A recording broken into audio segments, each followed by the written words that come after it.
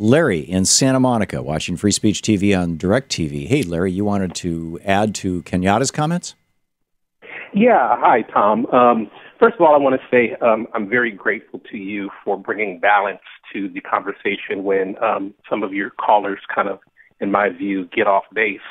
One of your callers stated that the Black Lives Movement, in his view, didn't have an aim because they refused to sign on to the DNC. Right. But as protesters, the Black Lives Movement, they have a right and maybe even a duty not to sign on to any group until all of their demands are met. I grew up about 20 minutes away from where Kenyatta lives. I've heard him say he lives in Redlands, and in the late 70s. And my family was actually the second black family on our block. And so I grew up with all white friends. Of course, all of their parents were white. And so I have a bit of an insight into the psyche. And I certainly am very comfortable with white culture, and I understand it. And many times I find that white people, maybe on a subconscious level, really are not accustomed to black people, especially intelligent black people, asserting themselves. And when it happens, a lot of times there's pushback. But I really want white progressives to understand that just like, and white progressives by and large are allies to the black community, but just like blacks need white progressives need blacks. The white progressives cannot get what they want without us, and we can't get what we want without you all.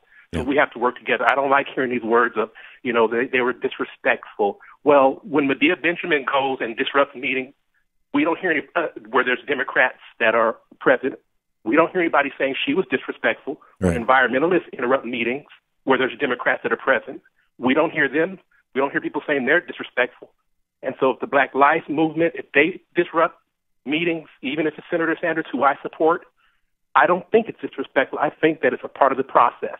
Well, and Bernie didn't react to it as if he was being disrespected. No, he didn't. But your callers have called in, and your callers, that they were disrespectful, or and all these other different things. But it's only disrespectful when the Black Lives Matter does it. But when white progressives protest, when Code Pink shows up, everybody's just fine with that. Oh, absolutely. Yeah. And even back with Dr. King during the Civil Rights Movement, even the NAACP, because they were afraid of losing funding from their white progressive backers, the NAACP pushed back against Dr. King, with the radical student movements, and they told him, you need to slow down. Yep. In essence, because we're going to lose our money from white progressives if you keep this up. In my view, and you know what, Tom? I've never lived in a black neighborhood, and I'm almost 40. I grew up in all white neighborhoods. I live in a predominantly white neighborhood now in Santa Monica. But let me tell you something. I'm still a black man in this country, and I'm treated like such. I'm educated. I have a good job and all of those things. But I still, as a black person, identify with all black people around this country.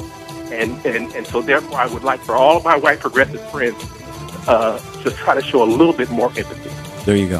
Very well said, Larry. Thank you. Yeah, it's and the white community has to deal with its own problem of not even understanding white privilege. Larry, thank you for the call.